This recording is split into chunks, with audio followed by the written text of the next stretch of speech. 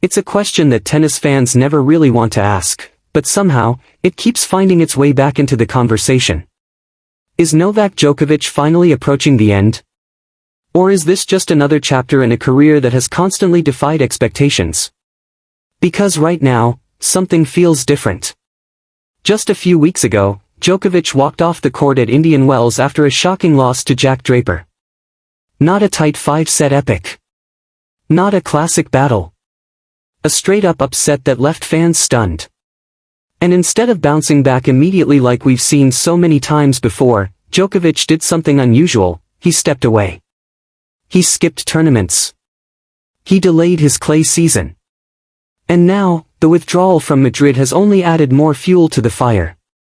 For a player who built his legacy on consistency, durability, and showing up when it matters most, this sudden absence feels strange.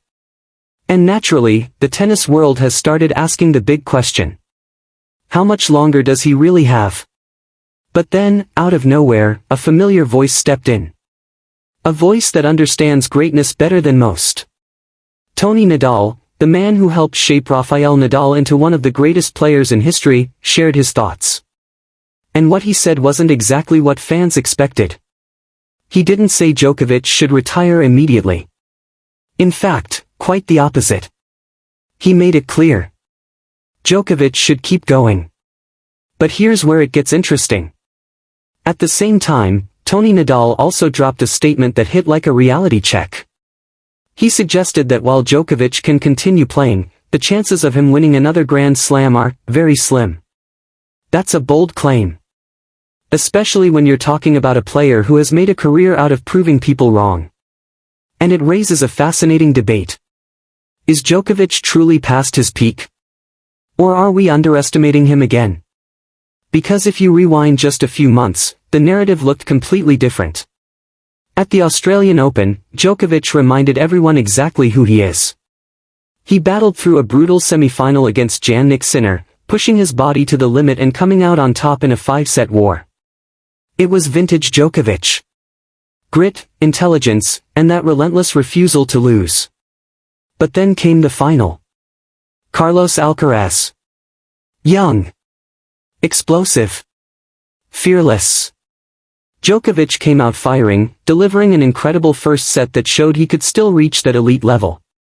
But as the match went on, something shifted. The intensity dipped. The energy faded. And Alcaraz took control. That match told a story.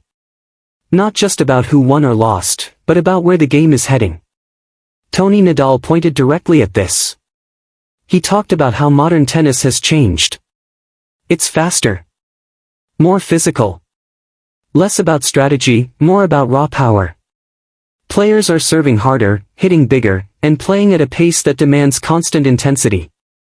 And that's where the challenge lies for Djokovic.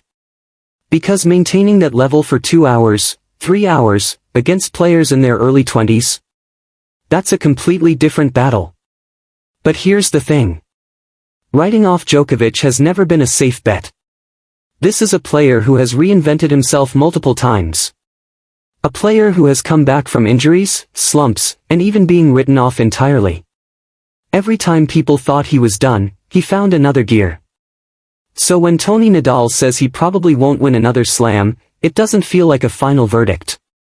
It feels more like a challenge. And if there's one thing Djokovic thrives on, it's proving people wrong. Still, the physical concerns are real. The shoulder injury from Indian Wells isn't just a minor issue. It's something that has clearly disrupted his schedule. Missing Madrid means missing crucial preparation on clay. And with Rome still uncertain, he could be heading into the French Open without enough match play. For most players, that would be a disaster. But Djokovic isn't most players. He's built differently. Mentally, especially. In a recent interview, he opened up about what's still driving him. And it wasn't records. Not titles. Not even legacy. It was love. Love for the game. Love for the competition. Love for stepping onto the court and testing himself against the best.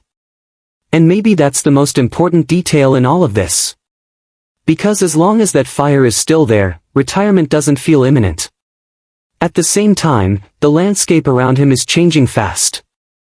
Look at the names dominating headlines now. Alcaraz, Sinner, Rune. A new generation that isn't waiting for the old guard to step aside. They're pushing forward, taking big wins, and redefining what top-level tennis looks like. And it's not just Djokovic dealing with setbacks. The Madrid Open itself has turned into a story of absences. Alcaraz, the hometown hero, won't be there. An injury picked up in Barcelona forced him to pull out, leaving fans disappointed.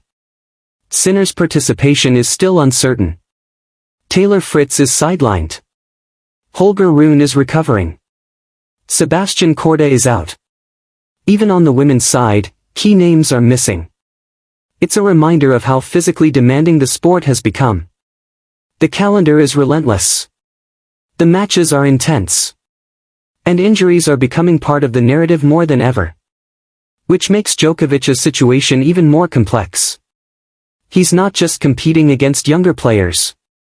He's battling time, physical wear, and a sport that's evolving at incredible speed.